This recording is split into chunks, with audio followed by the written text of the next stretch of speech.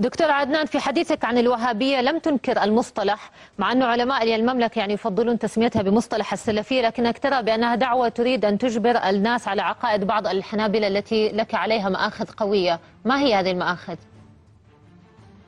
على كل حال بالنسبة للتسمية قد يكون من الأفضل أن نسميهم بما يحبون أن يتسموا به. لماذا نؤذيهم ونجرح مشاعرهم؟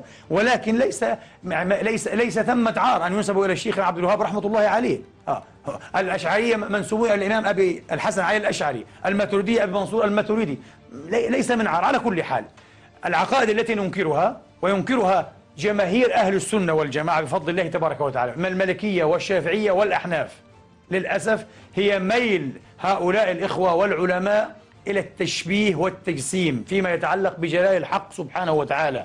لديهم عقائد خطيرة لا نرضاها ولا نرتضيها لأنفسنا ولا لإخواننا المسلمين. هذا معروف يا أختي وهو كثير جدا. هم عقيدة الإقعاد، أن الله تبارك وتعالى ترك فراغا عن يمينه على عرشه، على كرسيه يجلس عليه رسول الله يوم القيامة.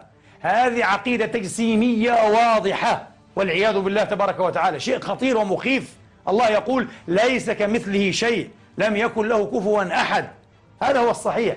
ولهم من مثل هذه التشبيهات والتجسيميات الكثير في كتبهم، نحن ننكرها. نعم، أيضا يفرقون بين توحيد الإلهية وتوحيد الربوبية تبعا للشيخ الإسلام ابن تيمية رحمة الله تعالى عليه.